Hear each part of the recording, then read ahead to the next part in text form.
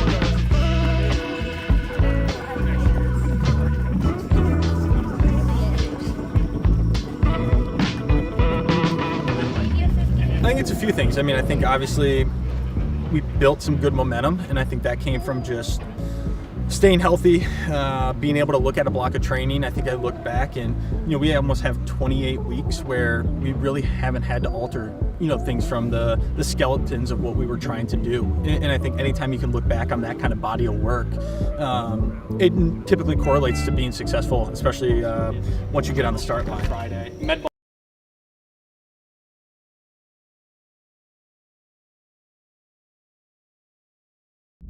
When this team gets on a starting line, you know what you're going to get from us, and I think that that confidence is just it's paid dividends, and the maturity's paid dividends in the results this year. Is just easy? Or? Oh yeah. Natural progression. So just kind of let the body dictate how fast we get going today. All right, last long run, really before USATF. Out here.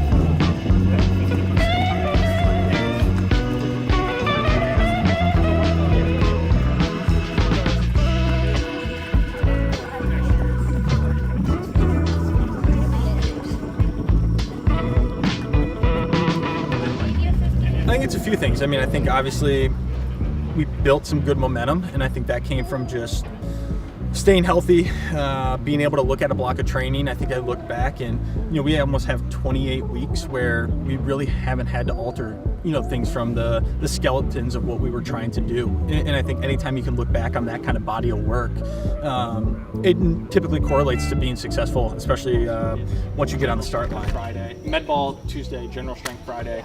It's so funny, everyone's like Diamond League, this big meets in Europe, and then Ahmed is just like 14th in the world, ran the 8:15 University, New Jersey. Like, bro, where even is that? Told me it would take me places. Now I can feel my face and I'm pretty sure she left some traces. Sound good, sound bad. So today the men have their last real hard session before the US Championships. So we're going to start with an 800 meter rep with just a pace change kind of between 5 and 300 meters to go. And then we'll take a little bit bigger of a break, and then we'll go into 3 sets of 4x300 with 100 meter jogging between each rep and 4 to 5 minutes between sets. We'll just kind of see how the guys are feeling.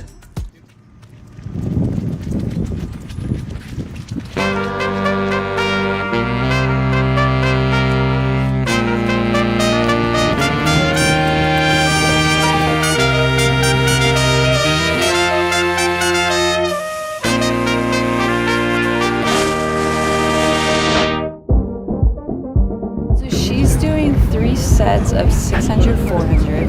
The 600s over hurdles. And then she's going to finish with 5 200s, a little quicker, give her a little bit of pop. Kind of a specific steeple workout, just getting her ready, last big one before USA.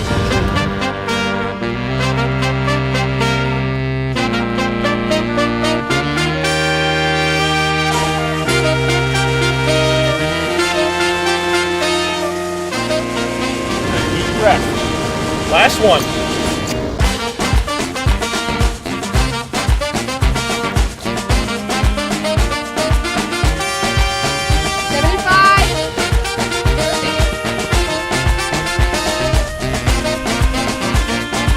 When you get out of the start line, you have to know you belong. You have to feel like you can beat anybody on any given day. And anybody that's had a chance to watch these guys race this year, I certainly hope that regardless of the outcome of it, that's a takeaway that everybody can say is, when this team gets on a starting line, you know what you're going to get from us. And I think that that confidence is just, it's paid dividends, and the maturity's paid dividends in the results this year. What kind of wheels we have? Yeah, not sure what roll means right now, but we'll find out. Saturday. So Last one.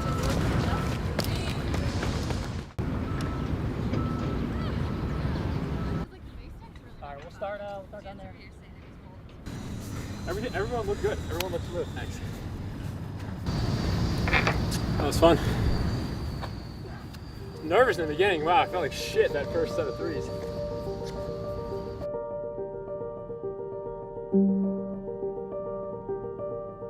Don't make the moment bigger than what it needs to be. The reason we've been so successful, this year, it's been execute the race plan, run with confidence. And I think for us, we're going to keep it that simple, heading into championships next week. And I think if we can do that, I think we're going to be awfully happy with the results. And, we're certainly not going to look in the mirror with any regrets. We're going to be happy with where we end up. Every weekend, someone's doing something special. And we're not, where we want to be or dream of being yet. Obviously there are superstars in this sport, and all of us feel like we're just,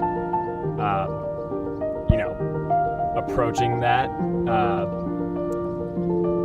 But I think, USA's will be a great time to go out and prove ourselves, and I think we feel confident going in.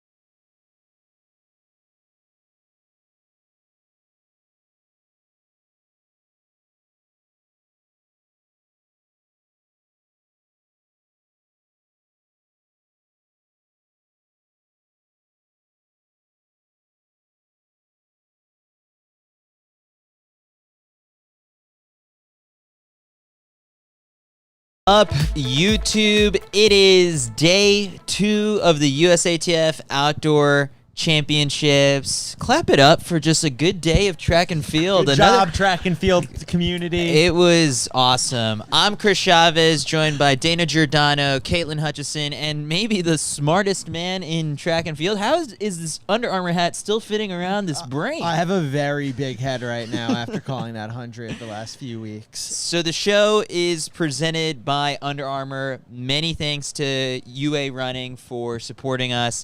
If you have have been attentive to the CITIUS MAG YouTube channel over the last couple of days, we've been releasing some features following their team in the lead up to the U.S. Championships. We had a feature with UA Mission Run Dark Skies Wayne Kaladi before she was getting ready for the 10,000 meters and the 5,000 meters. Finished 4th, still has another chance of making the team. Then we also sent Xavier Gallo, our reliable videographer, out to Baltimore to follow both the UA Mission Run Baltimore teams. That's the Baltimore 800 squad and the Baltimore distance squad. So we released a nice feature on Charlene Lipsey and her comeback, and it's looking pretty good. We'll talk a little bit about that later on. And then we've also got to work out with the distance squad that is coached by Corey Leslie. So lots of cool content. Under Armour's really excited to partner with us. Kyle, they came to us like a couple months ago. I mean, it's kind of interesting. Someone actually sent me the stat of how many different brands have sponsored athletes here, and Under Armour is like climbing up the ranks year over year. So, you know, investing in running, they came to us a while ago saying, love what you guys are doing, want to be there to support our coverage of the U.S. Championships. So first time ever partnering with Under Armour for CITIUS, and it's been awesome. I mean, I got a beer with Corey Leslie today. He did not pick up the tab. Yeah. But, you know, that's another opportunity for him to try again tomorrow. There you go. All right, so where do we kind of want to start with it? I mean, we got to start with the hundreds. Like, that's the high that we're riding right now. Before Caitlin falls asleep on us. Yeah, Caitlin, we almost decided to start, if you're watching on YouTube right now, last night was actually pretty entertaining towards the end of the show if you made it through all 90 minutes, because the moment we start talking about the 1500, you almost start to see Caitlin start to fall asleep. We're over here thinking like, oh my God, this is the most exciting race of the whole championships. And like, she is like, her phone went into sleep mode, and so did she at that point. So Caitlin, all right, well, let's keep you at your energy levels high. There we go. 100. How wild was it? Good God Almighty! Which one you want first? Rip out the plastic, she been acting brand new, or Mr. I ain't never made an NCAA final? All right, let's go, ladies first. Ladies first. A Big Lotto. I don't know what you need to do, but you need to collab with Miss Sha'Carri. Ripping off her wig and winning nationals. Wait, the wig situation. Wait, I'm sorry. Can't nobody tell her shit after that. Like, my fault. Excuse the language, but I just you. Can't nobody. Have you seen anything like that before?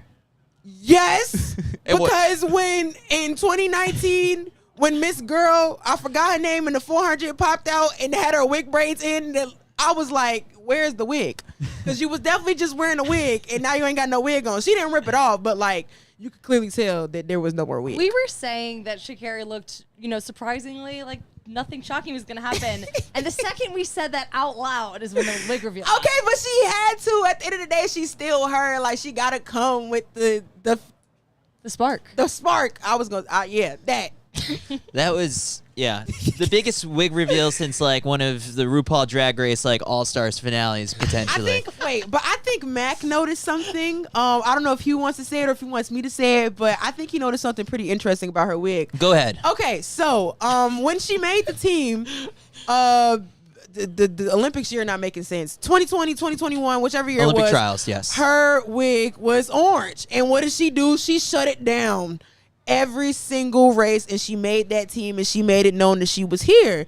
It looked familiar. It was also, I don't know if it was the same orange wig, but the wig was orange. I think it was just a different style, and stuff like that. I think there's some poetry here. It was the same wig. Yeah. It was symbolism. It's like ripping the mask off. I mean, Hold on. I don't know if Matt could put this up or if you all want me to show this, but she just posted on her Instagram like that picture of her from 15 hours ago.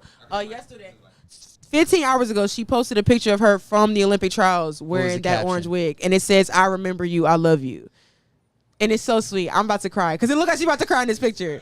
Like, hold on, wait a minute, it's so cute. And I don't know. This was, I think, like closing the chapter from 2021 where there was so much. It's the moment that she had, but like now she's actually going to see it through to the World Championships. Mm-hmm. She won that race, dominated it, did the same thing again today. What did she do in 2021? She went up and saw her family immediately afterwards. She hugged her grandma me again after, too. I wanted to cry. I was like, you go, girl. Had spikes on it. Oh. We thought she was actually not hugging her grandma. I thought she was just escaping the track. Sha'Carri, the undercurrent of what's been going on with Sha'Carri Richardson is... Well, I feel like she was going to see somebody because, like, you don't just go up in the stands for no reason. So I feel like she was going to see somebody. I was nervous about what box she may have been running up towards to maybe have a conversation. With the higher-ups. But I honestly didn't think she was going to talk to anyone. I thought she was just going to leave. No, well, all right. So going back, the symbolism, I feel like a 7th grade English teacher because the thing she kept saying afterwards was, I'm not back, I'm better. And so, you know, it's kind of the she's not just wearing the orange wig anymore. Okay. Now it's, you know. I think she even acting very new. I'm trying to tell y'all. Big Lotto, The stop playing. phoenix rising of the ashes. I don't, you know. They're going to teach this in college courses, this moment in particular, when track and field starts getting taught and you're a professor at those schools. But, all right, so Jasmine kind of nailed it. We didn't see a 10.5 today, first off. But we did see her just run much faster in the semifinal. No, I think her prelim was still faster. She went 10.71. No, but just of the two races today. Okay, yeah. But the kind of thing to adding a little bit of context from what else is going on was just the fact that, like, moments before the race out in Jamaica, Shericka Jackson drops a 10.65, I believe, number 5 all time, and it's like, I don't know, like you lean into sort of like the dramatics of USA versus Jamaica. It's like, all right, they got their lick back, and now it's like, what is Sha'Carri gonna do? And like it was a good response, I would say. Like, and I want to low key think that she wasn't concerned about that. No, because if she is, you know, continuing to be the person that, like, she's trying to grow herself into being, she might have seen this fact that she ran 10.65. Did she give a hell? No, probably not. She was just going to go out there and do what she needed to do, because I think when she has to focus too much on other people or too much on other competition, then that kind of removes her from being the athlete that she knows that she can be. So. Also, cooler night, too. This morning started out really chilly here in Eugene. There was a little bit of some wind there in the stadium.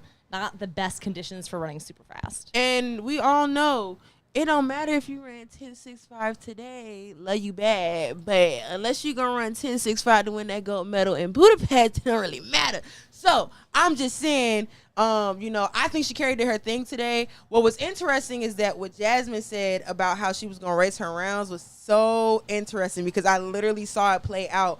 Not that I feel like her final was bad, because 10.8 is still fast, but she definitely didn't look as smooth as she did her first 2 rounds. And I was like, wasn't Jasmine literally just talking about this last night? But I guess it don't really matter, because she's the U.S. champion. She done made this team. I think something that we need to highlight for Jamaican listeners, which there are some in the chat. There are some. Please don't kill me. I love y'all. I promise. They're not in Eugene. It was 40 degrees in Eugene. It was hailing. It was snowing. It was tough conditions. We saw the snowman out, man. And so it's, you know, we're looking at the difference of a 1/10 of a second. What is that really worth? We'll find out in Budapest. We got 50 days to find out. It was not actually 40 whatever degrees, but it wasn't hot.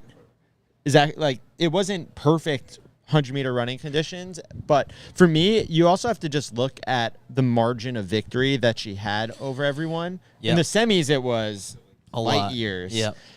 But moving on to second place, Brittany Brown. As she should. I'm sorry. You got this. Talk about Brittany Brown. Y'all know I've been talking about Brittany for the past 10 years. I didn't even know her for 10 years. Bro, every single time. Because I was talking to her today in the mix zone, and I was like, trust me, I remember the medal that you won in 2019. She was like, I'm glad you remember, because some people don't. It's silver in the 200. Silver in the 200, but now you second place U.S. in the 100? I mean, that's not a crazy switch. People do it all the time, but shoot, let's see what happened in Budapest with this little switch up here. Well, she said in the mix zone after, you know, it's been 4 years since she's been on a team. You had COVID, she was unsponsored, she's switching events. There's moments of doubt in that journey, and for her to come on, I mean, I thought she looked great through the rounds, and was someone who maybe we were sleeping on. This team, yeah, definitely a little bit different than the one that we would have had last year. Caitlin, I don't know if you're emotionally prepared to talk about the semifinals, but I think all season long and all year long, we would have thought that Aaliyah would have been on this team. Her not making it through opened up the opportunity for new competitors. I feel like there was 10 billion different reasons why I could have cried today, and I feel like that's definitely moving towards top of the list because it was just a simple fact that I got to spend the day with her at LSU, and it's like, she's putting in the work. She's been putting in the work. Seeing the season that she's had has just been so like amazing, and I was like hurt too, not just because she didn't make the final, but even like some of the Twitter comments were like, well, all those times before now, they don't matter no way, even though I literally just said that about the Jamaicans. But for me, it's just like you can't. Okay, yes, she didn't make the team, but let's not sit here and like discredit like everything that she's done up until this point. I mean, at the end of the day, sometimes, excuse my language, like shit happens, and like I know that there's people that we have our heart set out for that we want to win. And it's just really unfortunate that it didn't happen. Aaliyah knows she's my dog for life. I think she knows that she has a lot of people that are still rooting for her. And I just really hope that those people that are rooting for her are like in her ear telling her that it's cool. Like we still know you the big dog. So, yeah. This is a whole team of first-time World Championship qualifiers. Tamari Davis in third. Can I read my lap count about a little preview? Sure. Because we were saying that I feel like a genius for it happened on the men's side. This hat is just slowly slipping off. I said this week, brain. and I like 20-year-old Tamari Davis's odds at taking that third spot in the women's 100 after her fourth place finish a year ago. Momentum matters, and she has it. Davis is an example of someone who I really want to make the team because with her upside and potential, the experience would be valuable ahead of 2024. So this is an athlete who turned pro out of high school, got that Adidas contract, barely misses the team, now on it. The trajectory right now of where we're now on the team, if you make a U.S. team, who knows what's possible once at Worlds. This is I hope she goes and crushes it and is focusing on it. But also for Tamari, it's like, all right, welcome to the big stage. Get ready because this year matters. Next year really matters. Caitlin is like on her phone right now, probably looking up a tweet or something like that. She's been on the Tamari Davis bandwagon much longer than you have. She told me that I was on her bandwagon because I was like, girl, I've been rooting for you for a hot minute. She's like, trust me, I know. She's like, I just be quiet. She said, I just don't say nothing. But I know you've been with me since day one. I was like, I'm glad you know. So what stood out to you? Why are you on the bandwagon? And why should other people get on the bandwagon? I think everybody needs to be on the Tamari Davis bandwagon because it's just simple. She's been her since day one. I think there's a lot of, like, when you go pro out of high school, sometimes it works out and sometimes it doesn't. And I feel like for her, she's shown that she can push through, like, those first couple years where it's like, it ain't really, like, going too well. It's not that she was running terribly, especially considering her age and, like, what she was doing. But, like, those first couple years of her being pro, like, she wasn't making too much noise. So for her to now, like, still be the youngin' but also a vet at the same time, and for her to continuously prove herself, knowing that she can compete against these folks, it's like, why would you not want to root for her? Like you were saying, like, her trajectory, can't even speak English.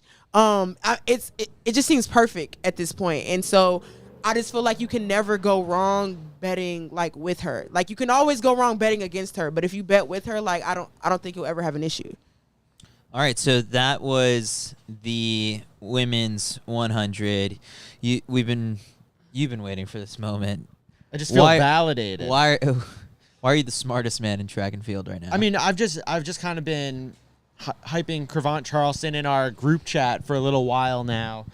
He was on my surprise picks. I don't know if anyone else's surprise picks, how they've all done from the CITIUS team, but I'm 1 for 1 right now. 1 for 1. But essentially, I mean, the team was, with Fred opting not to come in to defend his title on the U.S. side of things, it really opened things up. And Cravant is just, it's a great story. And he had never made an NCAA final. He had never made a U.S. final. I bet it felt weird for him to have run 2 100s in the same day at the stage for the first time in his career. But super humble, nice guy. We both described him as just even-keeled, low-key. Yeah. And just, I mean, I don't. He's got a lot of potential. He runs for Tracksmith. Tracksmith has the 100-meter national champion. Like it's a cool story. I mean, he's 25 years old and he's now entering his prime. I can't believe he did in those shoes. You wanted to say something? I spoke to Sheridan Wilbur, who works for Tracksmith, is following him around all weekend. Oh, and really? He trains on the North Carolina A&T track, which is where the old outdoor nationals for high school was. And she was like, he's just, like you said, even-keeled, low-key, kind of quiet, well-spoken. And she was really excited to see how he's going to celebrate. I don't think his. You want to know what he's gonna do? Yeah, tell us. He's going to take a nap. He told us about 10 times. He's probably taking a nap right now. I was gonna say I don't think his interview would have been any different had he won or if he would have lost. If he would have not finished. Like he really nice guy. Stood around for an extremely long time in the mix zone, giving everyone an interview for as long as they had questions. All three of those guys did. Christian Coleman finishing second. Christian almost walked through. Yeah, because it was like Noah, huge, lots of cameras around him, of course, because for him this was super rewarding to pull off what he set out to do is to make the 100 and 200 meter team. And so with Noah finishing third, he's got his spot, 10 flat for that third spot.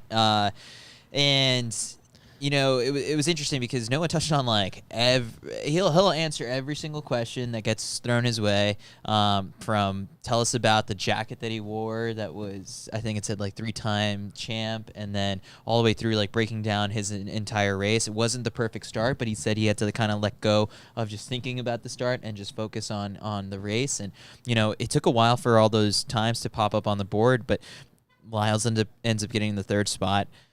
He's got 50 days to figure out how to perfect this start. It's actually a lot of time. Yeah. Think about where we were 50 days ago to now, and that seems like a lifetime ago. But we had talked about this yesterday of if Noah just makes the team, is that a win?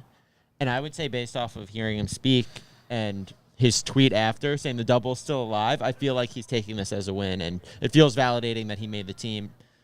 The craziest thing about him is he was extremely relaxed to a point where you're like, does he know that he's in the final? There was a song playing in the stadium and he was dancing in the blocks, and he was the juxtaposition between him and Christian Coleman, whose eyes were closed, taking a reflective moment. It really felt like he had nothing to lose out there and he could try something different. 2 different worlds. It definitely was the tale of two cities between the two of them. It was Barbie versus Oppenheimer at that point. Both great movies. Yes. Which one do you see first? Barbie! That's a second. Yeah, that's a second. Oppenheimer second. My fault. I mean, it's going to be super interesting to see how this team fares, because it's like last year we swept the medals, and like I asked Christian Coleman, I was like, do you think this team has like medal potential, sweep potential? I feel really good about first. I feel great about first place. Because he said he was going to win. Because I asked him today, I was like, so who's winning the 100 meter in Budapest? He's like, me, duh. Oh, I was talking about Fred. Yeah, me too. Oh, well, Frederick. You know, the funniest thing is, it's like, I wonder what Fred's doing, like, kind of in a hotel room right now, just watching these races. Like, Fred live tweets. Oh, he did? I didn't even catch. No, because there was like some Jamaican fan that was like tweeting at him, was like, don't you have to be in bed or something? But it was like 6 o'clock our time. I'm like, let the dude do what he wants. Has Fred gone to Threads yet? Oh, I need him to. Fred retweeted 3 hours ago the Sharika Jackson race. Yeah. And then his last tweet was a photo of Vernon Norwood. I love it. We'll touch on Vernon in a second, but this the other big story out of the men's 100-meter final is the fact Trayvon Bromell finishes 6th. Good enough to get on the relay team, but comes through the mix zone and breaks the news to us that he's ending the season. It's over because he's going to undergo surgery. He's got a bone spur in his right leg, and he had surgery on this right after the 2016 Olympics when he got carted off in a wheelchair, and it took him out for 3 years on the left leg. So he's just trying to get this taken care of as soon as he can so that he can have as long of a buildup as he can towards the Paris Olympics. Super unfortunate news for one of the best talents in this country. But yeah, I mean, kudos to him for coming out and just talking to us all about it. I actually think this is probably the best thing for him long term. Like if he would have found a way to sneak onto the team, and then he would have had to train for 50 days, something that he hasn't been able to do much of, then go race on it more. I like applaud his effort for obviously going out there and trying. He wanted to represent the United States and make this team, but if you can't, he said it's not worth it to just participate in the Formula 1. No. This is not Trey. I did joke with him kind of in the mix zone where, like, when he sat down with us at New Balance, Nationals, he talked a bit about how he spent, over $300,000, maybe $500,000 to get himself corrected, basically, by seeing, like, all these doctors the first time around. And I said, you think it'll be cheaper this time? He was like, yeah. I think a Groupon. Yeah.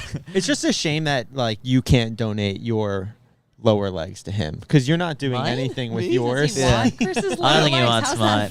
Yeah. Like, why does Chris not need the surgery but Trey does? It's just not fair. Yeah. Like Maybe if there Chris does want it. If there was a way, I would sacrifice my legs for Trayvon Bromell. All right. That is the men's 100. Let's start to move through some of these other semis that we saw today. The men's 800 was a bit wacky. No big surprises. The first heat had all of the big favorites, I would say. Bryce Clayton Hoppel looks good. Clayton Bryce Murphy looks good. and Isaiah Harris. Like the three of them go 145, looking around in the final 50 meters. And Bryce is going to need to see a chiropractor. The amount that he was whipping his neck around. He can see mine. I'm not going back to mine anytime soon. He's pretty mad at me for the way I'm like crouching over my laptop nowadays. But Isaiah Harris looked good. Those are three really high potential guys to make the team. And then in the second heat, you got Isaiah Jewett and Will Sumner, who really stick out to me as potential guys to make the team. But Will Sumner with maybe the sloppiest race. I love Will. Yeah. And I stand and he knows for it him. too. He knows. Did he say something? Oh, wait, tell the joke he said. So he's coming through the mix zone. And, like, for the sprinters, like, they traditionally don't stop in the interview area between the semis and the finals. And the 800 guys, their race is not for a little while longer and for another day. And he's coming through. And then, like, I think Dave Monty is like, Will, can we get you for a second? He goes, after the 4x4. And, like, everyone is like, huh? And he's like, I'm just kidding. It's a good joke. Good joke, yeah. I talked to Bryce Hoppel just to ask, like, what are you thinking? He's coming into so many of these championships, like, kind of banged up to see what, and he's like, I feel the best I felt in years. And I was like, did you talk to Clayton? Is that how the race went, how it wanted to go? Because Under Armour's CJ Jones took the heat out, and the two of them looked like they were just strategically in the spots exactly where they wanted to be. CJ, in fact, like, didn't even think he made it in at the very end, but sneaks in with a little Q. Big win for the Under Armour team there. But, yeah, Bryce was like, I talked to Clayton. We discussed this. This went exactly how we thought it to go. Check the box, move on. Yeah. I found that so interesting that, like, the two top guys are just like, what do we have to do so that the two of us make it through and, like, don't, like, exert ourselves all too much, and they still ran 145. Well, I applaud CJ Jones for being the one to take it out, make it honest, and, like, still find a way to get that little cue. It's like, that feels good. He was sitting on the ground watching the race being like, I'm not going to make it. And he's like, oh, popped right up, made it, got out of the mix zone. Let's pick the team. It's time. It is time. Put it down. I thought we were picking out of a hat. No, that's a That's different the event. 15. That's a 1500. Okay. You fell asleep when we explained that. Okay. All right, so Caitlin, you go first because these should be interesting. I do want just everyone to know that Clayton will definitely listen to hear who our picks are. So he's going to hold it against. So take that into account. If you pick against Clayton, there's a good chance that if he then wins, he's going to call each of us out in the mix zone for not picking him. Should we be scared of Clayton? No, just you have to potentially. You just have to potentially answer. So you're not going to pick him? I ain't say that. I just said I could fight. And she didn't say she was going to win the fight. No, I'm definitely winning the fight. All right. I just feel as though, he not going to like me. Isaiah Jewett, anime guy. He not going to like me. Yeah, Bryce, Isaiah will. My fault, Clayton. Like I said, I could fight, though. And you losing, so. Damn. All right. Dana. I got Bryce, Clayton, Isaiah. Isaiah was fighting for that spot, and he looks Wait, like, which Isaiah? oh, Harris or Jewett? Harris. Okay. I'm going heat 1, 1, 2, 3. Oh, I'm saying Jewett. Yeah. Okay. Oh, it's 2 of them? And Harris. Jewett and Harris. Oh. Yeah, I got Jewett. All right. I'm going Clayton, Bryce, Isaiah, Harris. I'm going to go Bryce, Clayton, Isaiah, unless Will Sumner runs a more tactically sound race. And So that's not taking it out. And no, it is. Will is not comfortable. Today, let me explain what he did wrong. They went out so hot in like a fine, like not so hot, but like they were out in 24 or something, like 24 high. And then they just slammed on the brakes and completely gave that whole thing up. And then Will got swallowed. It was like, who's going to take it? And then all of a sudden, Will's in the middle of the pack. Will can control a race. And I think if he has the confidence, even in a U.S. final, his first, to say, hey, I run well from the front. I can wind this thing up. Because what ends up happening is you go out hard, you hit the brakes, you speed up, you slow down, you speed up, you slow down, and you're changing gears the whole time. If Will just says, I'm going to do one hard move You don't think from he's the tired? front, winding it up.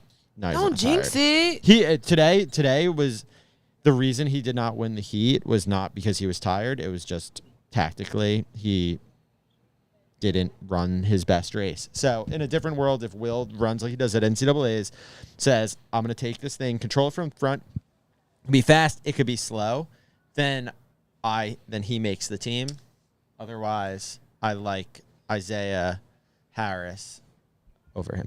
NCAA champion Wes Ferguson actually was the guy who won the second heat and ends up getting DQ'd for a lane violation. So real unfortunate story. I mean, D2 champ?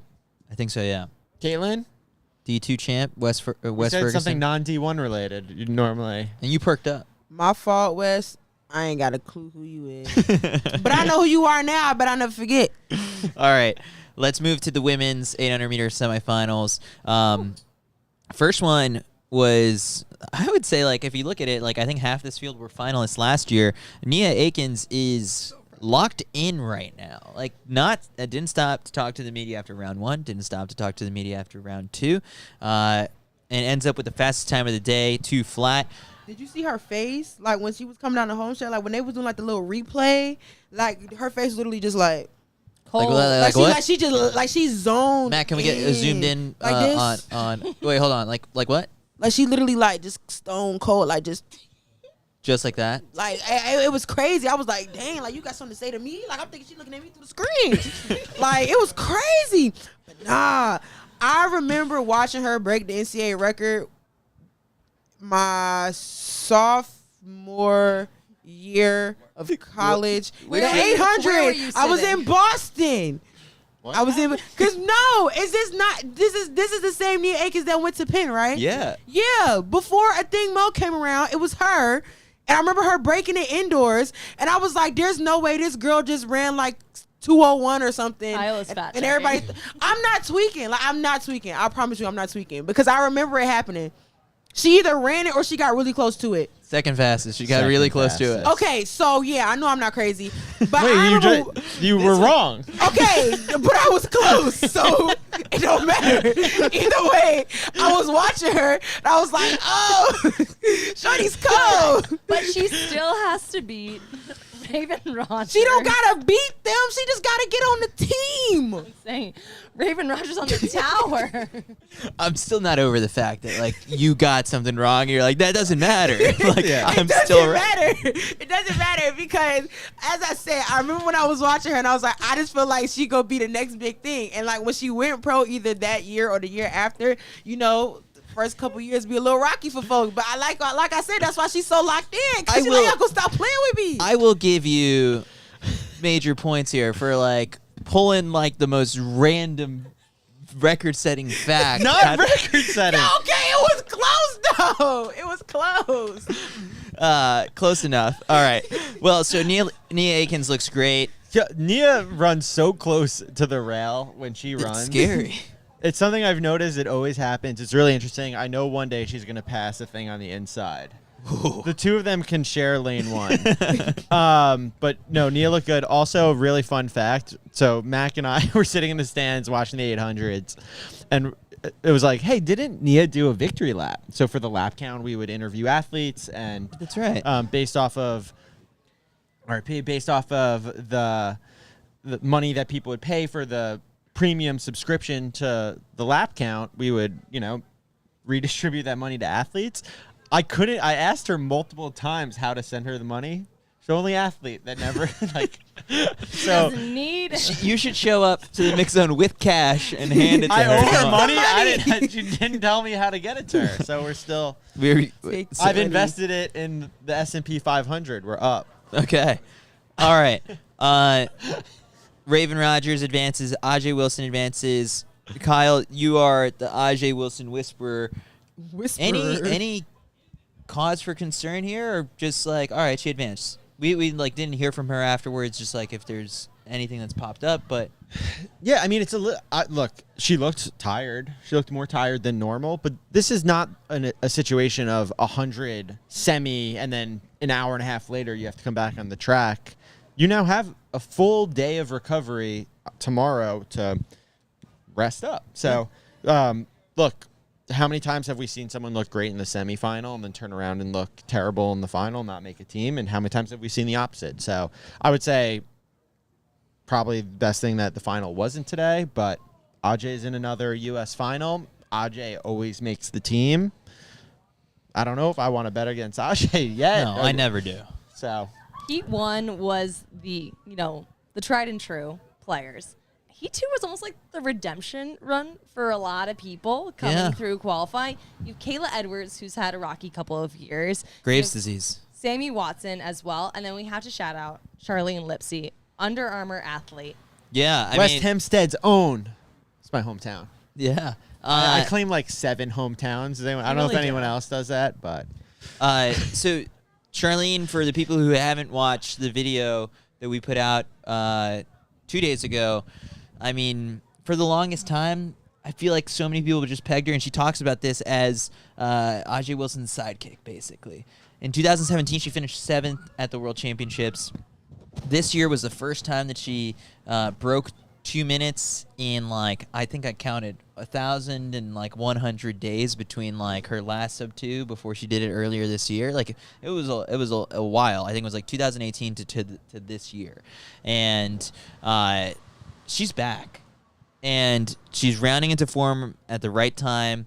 She trains under Tom Brumlick in Baltimore with the UA Mission Run 800-meter squad. This is not unfamiliar territory for her. She's gonna make I think Dana, she talked to you afterwards that like she wants a fast final. Yeah, I talked to her, and she was like, "It's always stressful. I'm glad to be back." And I asked her, would you like to have a tactical final or a fast final? And she was like, fast final all the way. I don't want to mess with any of the tactics. I just want it to be fast. I feel ready. I'm going to prove myself out there.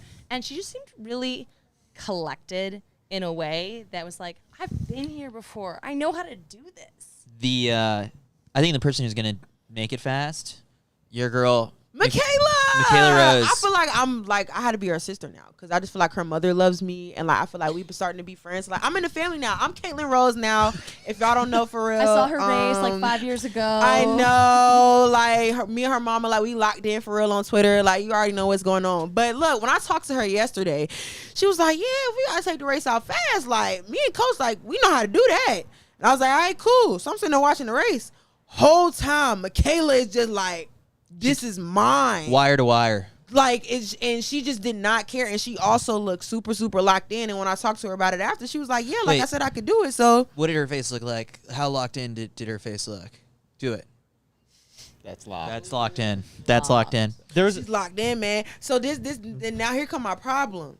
Oh, what's your problem? Okay, Too many people to because cheer for? can we, because we were just talking about the men's picks. Now I actually know about like the girls for real. So this is where I'm struggling because I know who my 3 gonna be, but you know who could mess all of that up? Hold that thought. Keep the listeners in suspense. I want to talk about how crazy the end of this Heat 2 race was. Hold that thought. This is a pivot. Oh, Yeah, but we're gonna come back to predictions. Oh, okay. So I want to drum up a little suspense for the podcast listeners. This race was like kind of crazy towards the end, and M. Night Shyamalan over here.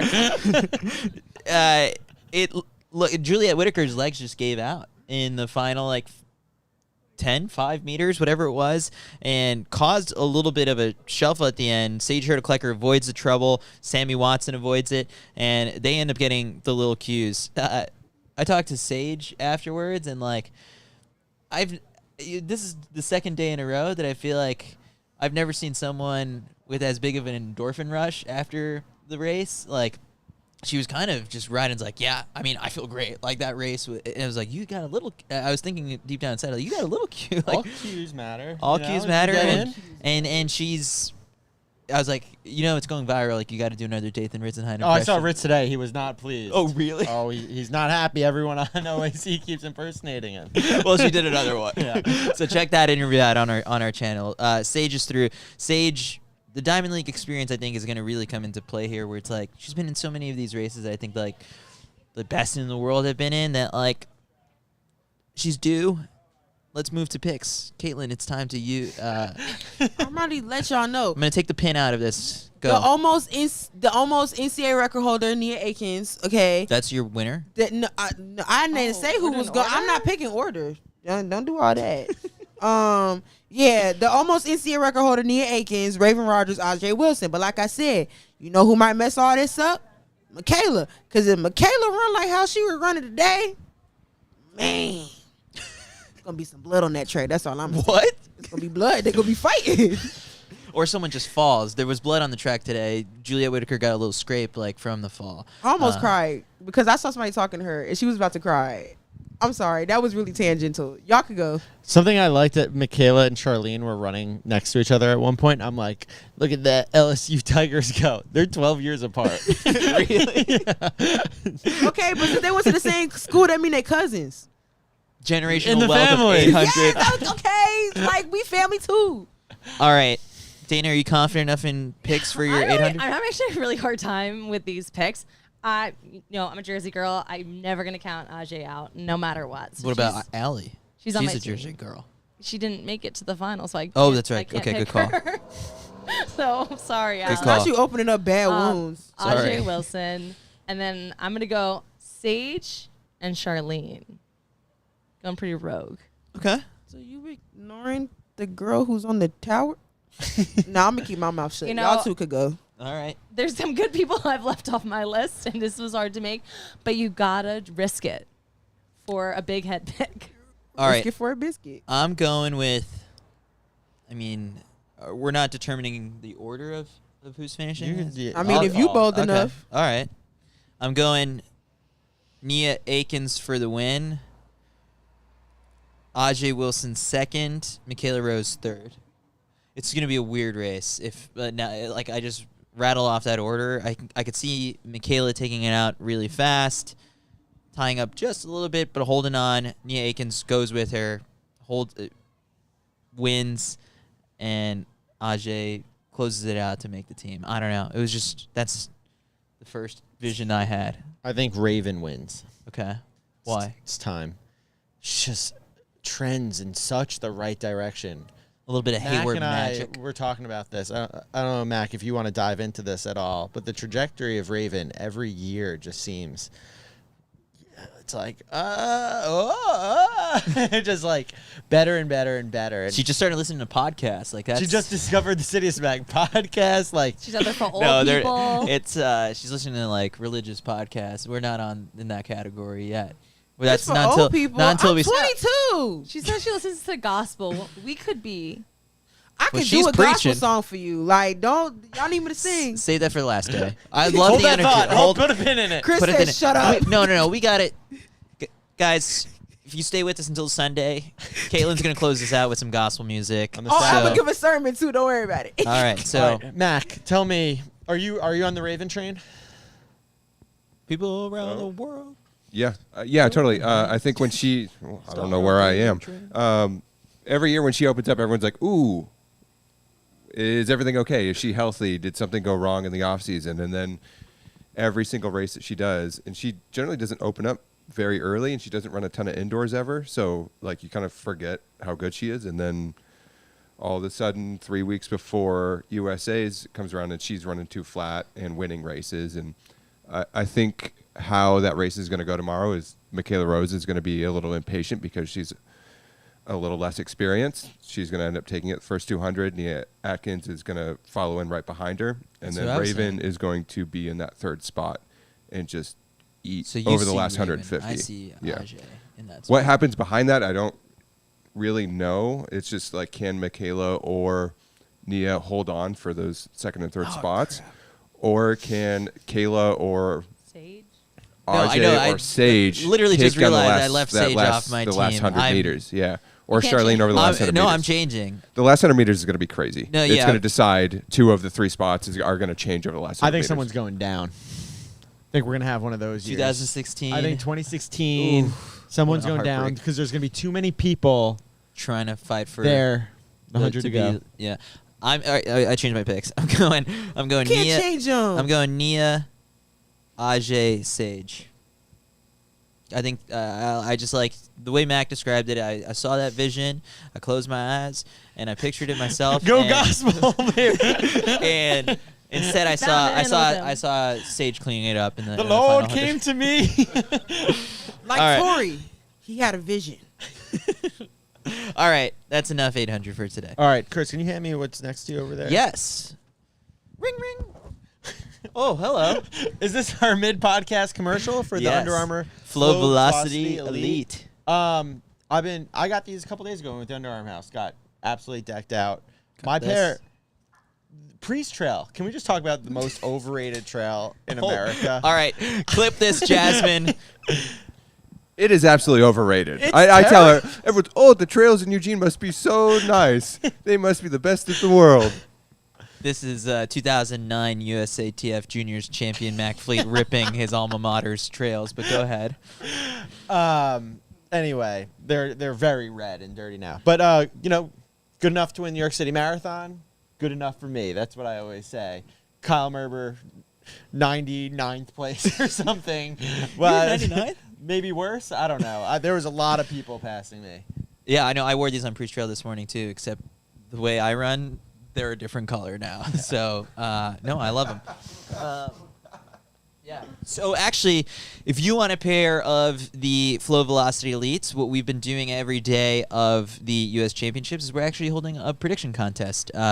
Today we had people predict the winner of the men's 100. I closed the comment section very close to the start of the race. Yesterday we did the women's 10K. So stay tuned. Tomorrow morning, Saturday morning, if you're listening to this in podcast form and it's already out, then check the CITIUS MAG Instagram page so that you can comment and predict to try and win a pair of the Flow Velocity Elites or a pair of the new spikes that they've got coming out. The name is escaping me right now, but I'll be sure to get that correct the next time we plug them. But I don't have a pair, so I'm entering the prediction contest. What are you going to do tomorrow. with spikes?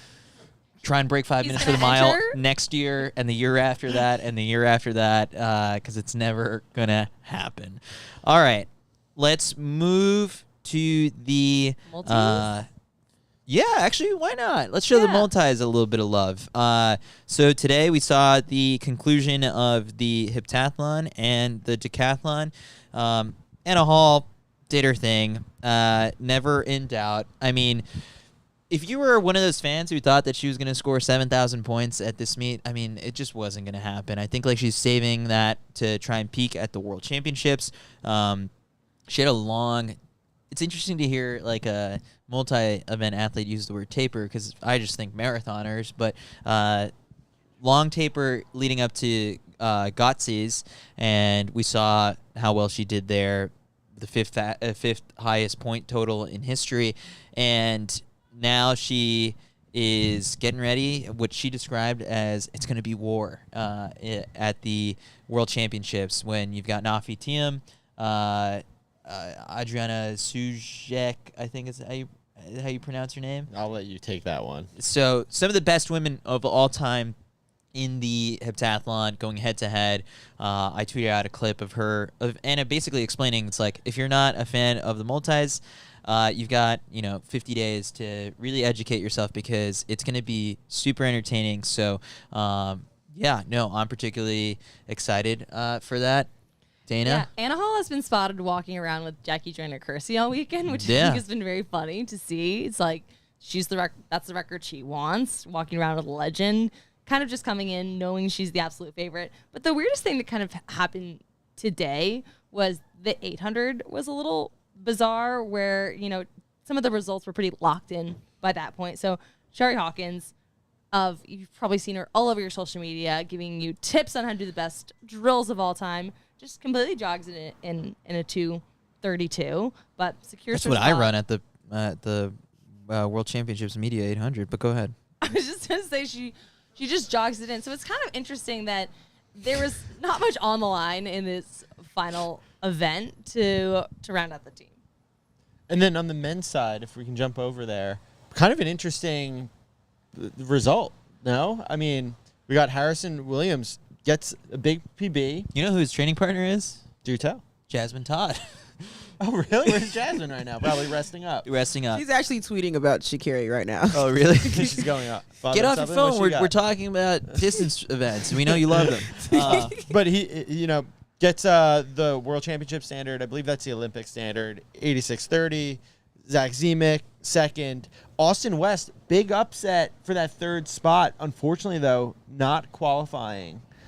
For Budapest, just due to rankings and standard, I don't know. Does he have time to chase the decathlon in point total? In theory, but if there's one event, many. Yeah, if there's one event that's not an easy one to set up, it's probably that one. And then the surprise, honestly, and he'll still go to Budapest, was Kyle Garland, our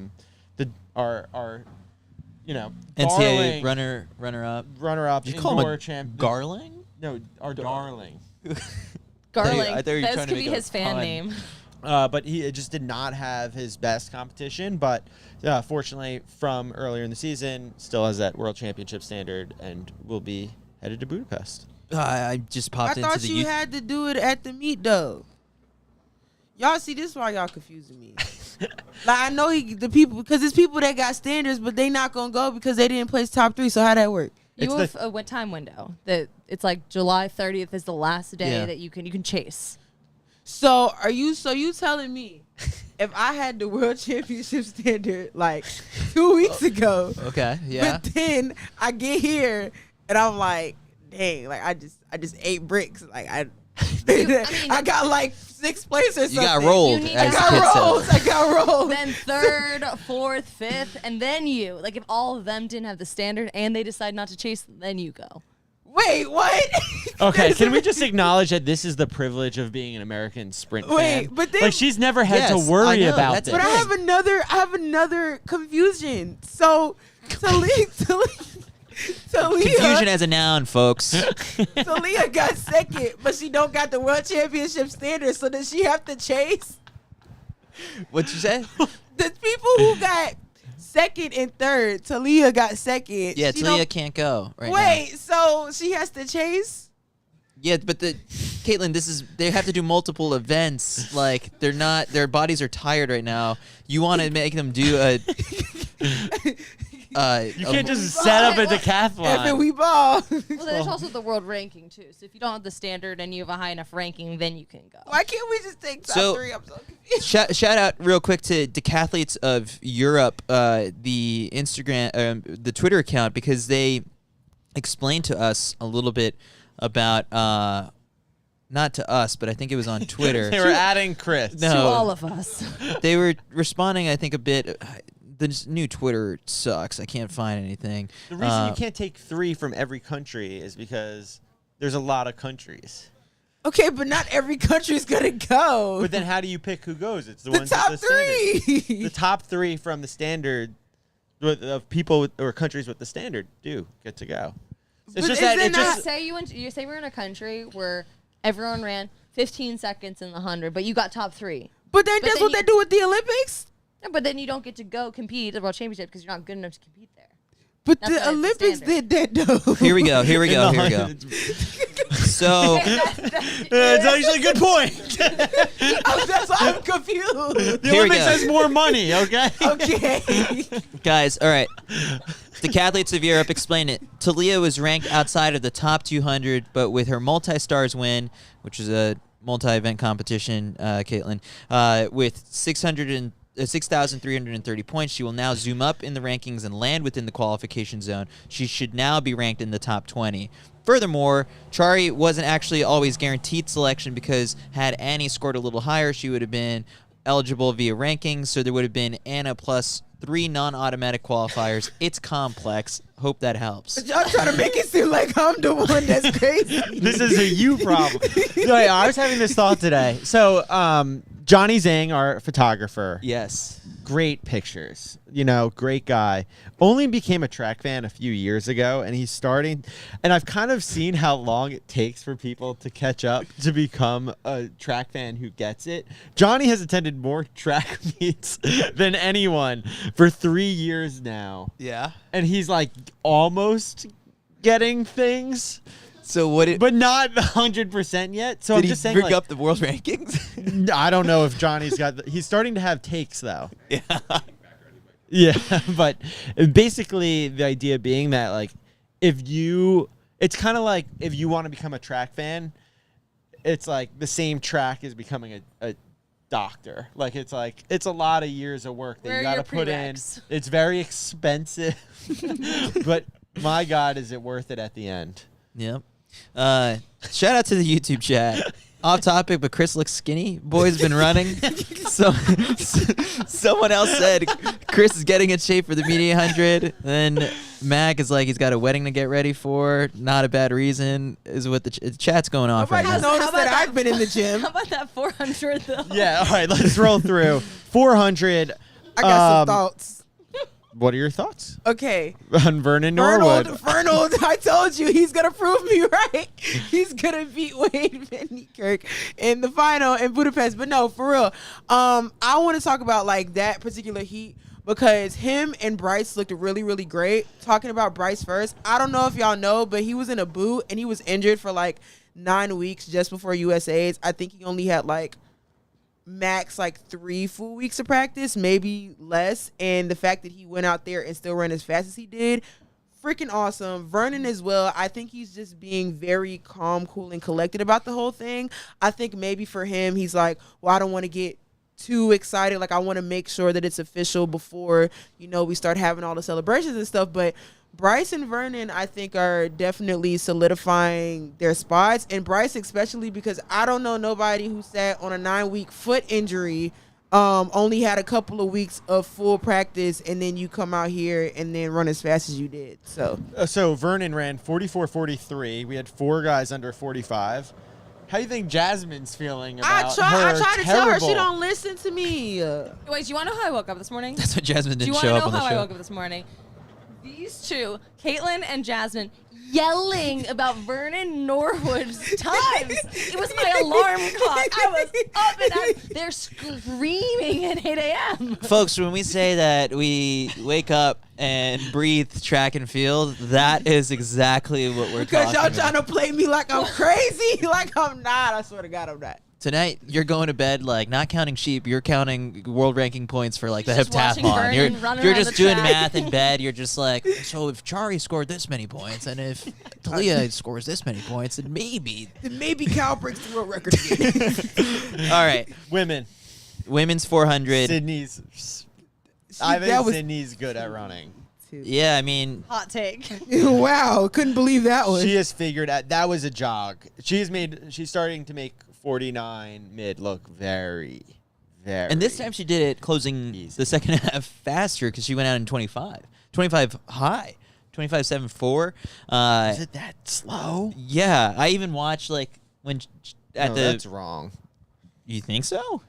What'd you say it was? 25.74 for her first 200. Oh no, never mind. I was wrong. I was reading it backwards. 23.87. Then it was 25. That would have been a cool negative swing. That would have been sick. Yeah, it wasn't that cool then. No, but she looked great. Then we had Britton Wilson, second fastest time of the day, 50.59. I mean, how at some point does it running like 50 point get easy for these two? Like it just they can do it in their sleep. No, I feel like that booty butt burn still be on like 10 because every time, because I was Excuse me, what? the booty butt burn. Explain that to me. You don't. I've never had distance that. You runners see don't- how slow I run? I never got booty butt runners burn. don't get the Booty butt- butt. Can it just be the booty burn or the butt burn? Why is it the booty Because butt go burn? big or go home, the booty butt burn. Y'all don't You get the don't have distance one. runners don't get that. Like y'all butt don't be on fire when y'all finish running. Have you seen my butt?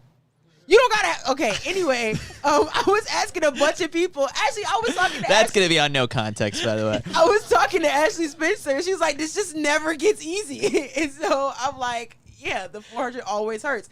Except for those few times when you run a PR and like it just feels like you were walking the entire time. I don't know why that happens or when that happens, but it does. But for the most part, you better be prepared for your butt to be on fire at all times. Do you think that's what Sydney feels every single time she does a 400? That she just walks? She, I think, is a little different. I think she's a little superhuman. I feel like she probably don't feel it. Everybody else don't be She feeling definitely it. feels the hurdles. But And the I feel- hurdles for sure. 400 maybe not. Mac and I were discussing how many months of training we would need in order to be able to contend Against Sydney? Yeah. And what was your 400 PB. conclusion? I was like, I don't know, give me like a few months. In the few Under Armour months. spikes. Yeah. And then Mac was like, you can't do it. I was like, yeah, no, you're probably right. Okay, if you did it, how fast would you just like tear an Achilles out there? I mean, I would get that booty butt burn day one and I would stop training. So, I mean, hey, the life of a 400 runner, you got to get used to it. Talisa Diggs looked great. 50.95, third fastest time of the day. Wait, can I tell you guys what happened in the mix? Because she was. Honestly, hold on. Wait, no, it was about No, it was about her coach, though. It was about her coach. No, I know, but Let her like, cook, Chris. I will, but just like, right now, there's someone in the YouTube chat who's keeping count of how many times Caitlin said, I'm not crazy on this show. You're up to 5. Don't say it anymore. Go ahead. Okay, is that my nuts? Wait, no. Give me a no context as well. Yeah, you're talking about, I know. No, you know what it is. Okay, all right, let's give Caitlin a break. Hey, no. I have to got talk it? about Mike. Coach. I have to talk about Mike. This was so funny. So she was in the mix zone. It's day for a 2. We're off the rails. She was All right.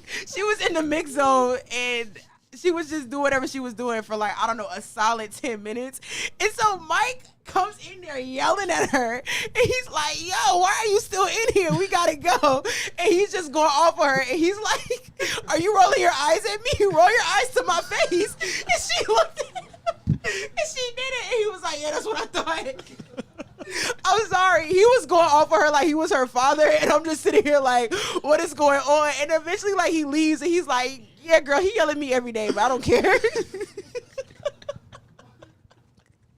I'm sorry. That was just so funny because it was so like off guard, like why, like what is going on? But he just wanted her to like go cool down. But he was really pressed about it. I'm sorry. That's enough. I'm not talking no Maybe more. you should have stopped her, Chris. That was such a long story. The payoff was not worth it. Because you're laughing, are you not? I'm laughing at just like. Anyway. All right, 400 hurdle. I know I said the steeple prelims were boring. First round of the 400 meter hurdles is so boring. I thought it was. Yeah, What? I mean, I can't believe like this is how we have to close out the show. Yeah, Like, we this- should have saved something big. Should have saved that story to close this out. I mean, Rye, we haven't seen race in a couple months. Yeah, he didn't stop to talk to the media afterwards, but today he looked good. Funniest little thing I think that only you and I caught in the whole entire stadium is when he was getting ready to go into the blocks, his hip number was like just hanging on, and he just rips it and throws it. And I turned to Kyle, I'm like, he's got something against bibs and hip numbers. Like, this man just wants to run free. Dude is anonymous. He's anonymous. Wants to make it hard to identify. Sneak attack. CJ Allen. CJ Allen Like, is... I don't overheard think that was a sneak. an interview with him, and he was just like, I don't understand why people think it's a surprise that I'm here. I've been getting better. I've improved every single year. I'm consistent. Like, stop being surprised about me. Did anyone write about him as, like, surprise picks? Then I don't like, think he's a surprise though. No, he's like, not at a least surprise. like this year, like he's been so like consistent on running like 47 mid. It's like He thinks people think he's a surprise. What would motivate him? Should we keep being like, CJ Allen has no shot to make this team? I think Even you don't believe that. Wink, Even you don't believe that. I think it actually would, but there was really a special moment though, because he was sitting there and he's like, in all seriousness, like, I am living my dream. Like, I get to travel the world and I'm running so well. I'm doing everything that I set out to do. So I just love when an athlete can get really authentic like that. Another person who got authentic with us is the one and only our boy Trevor Bassett. Slower race, 50.21. I'm not losing hope. I'm still on the Trevor train. He has a very good interview up on our channel where he talks about just kind of all the transitions this year, where it was like switching coaches, moving to, he said, a state that I had never been to before in my life, Florida, and now working with Coach Mike Holloway.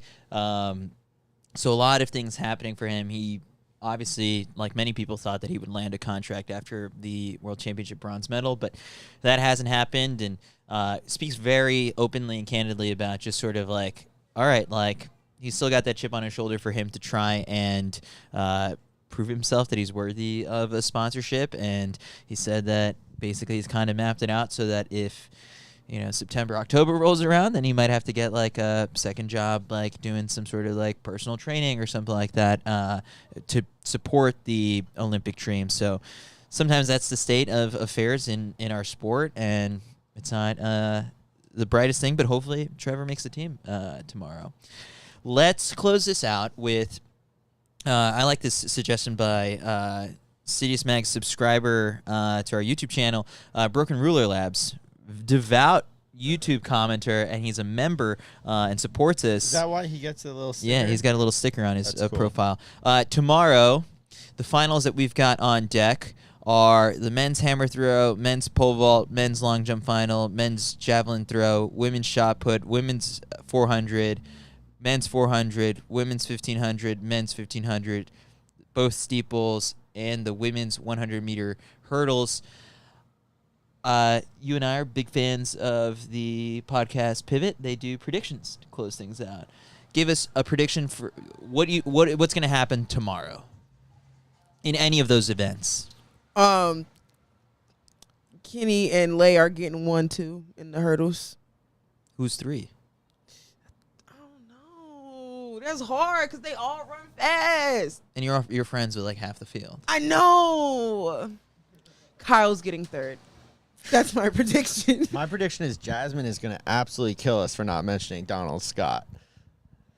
So. Oh, yeah. And the baby. So, Donald Scott won, and I think won the victory lap as well. What do you mean won the victory? Because he brought his daughter with him through everything. I mean, she was being interviewed. I thought you meant they were having a race. No. It's a 2-year-old. But Donald, 17.22 meters, season best. He is all good, headed. And then Will Clay in second. Will Clay, great interview I got with him afterwards. Do tell. Yeah.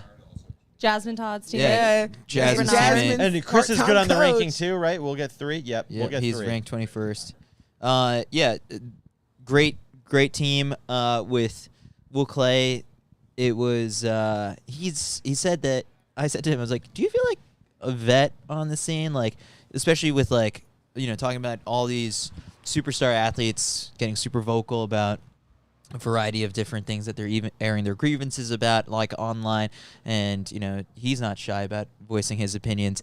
And I said, like, you've been in the game for over a decade now. He's a medalist from the 2012 Olympics.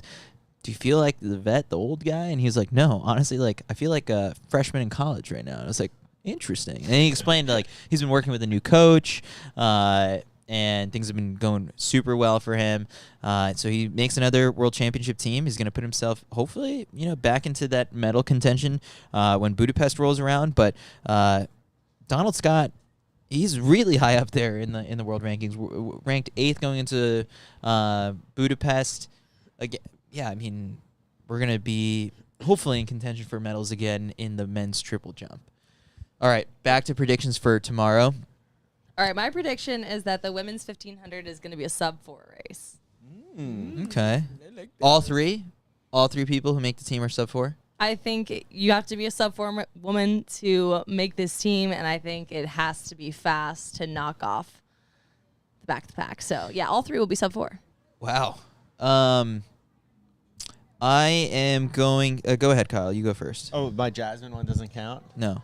You're going men's 1500? I mean, men's 1500 is obviously exciting, but I think Emma Coburn does it have to be a hot prediction? I think Emma Coburn wins number 11. Number That's 11. a very safe pick. It seems like, I think something that's interesting that happens to us is, and Emma's maybe not the perfect example because, you know, she's a friend, but I feel like as in general as fans, it's like someone comes up and as they like win their first national title, everyone's really pumped for them. And the second we're pumped.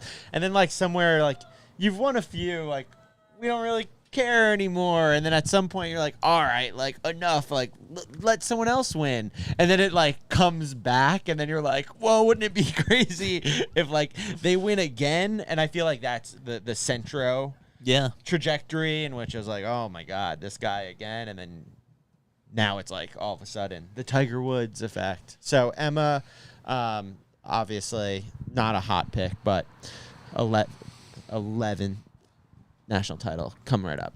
All right, I'm gonna lean into you. You kind of just pushed me right on. I think Centro makes the team tomorrow. He doesn't have the standard. He's gonna get or ranking. He'll chase. Nagoose is going to take it out. Yeah, He's I gonna mean, get or it'll be fast enough, or he'll chase. He's got 2 more weeks, right? All right. Why not? I believe in Matt Centrowitz. And there you go. He's got CITIUS tattooed on his back. Oh no, I was gonna say like if he makes the team, I'll get like Matt Centrowitz tattooed on. You should get a CITIUS tattoo. Sure. Was there a tattoo parlor here? We want to make content out of No, it? there's no tattoo parlors in all of Eugene. Or have you been to Eugene, Oregon? Wait too many times. All right, that does it for another night of track and field here in beautiful Eugene, Oregon. There's that song, There's No Place I'd Rather Be, was written about this place. Thank you, Under Armour. Many thanks to Under Armour. Get your pair of the Flow Velocity Elites or try and win one in our prediction contest tomorrow. And if you want to listen back to this at any point or take this podcast on the go, it's available on the CITIUS MAG podcast feed, so be sure to subscribe. Check out our YouTube channel. We didn't count how many interviews we got today. It was 61 after day one. Like it was Today was slower. Today was slower. Yeah. All right. Well, there's plenty of content out there for you guys to enjoy. Hit that subscribe button. We'll see you guys tomorrow. I love track and field. The UA Flow Velocity Elite's my go-to shoe because it's the most responsive shoe out there and you get so much return from the ground. I've never run in a shoe before where it leaves you feeling fresh at the end of a race. You know, when this team gets on a starting line, you know what you're going to get from us, and I think that that confidence is just it's paid dividends, and the maturity's paid dividends in the results this year. Is like just easy or natural progression. So just kind of let the body dictate how fast we get going today. All right, last long run really before. You said you saw out here.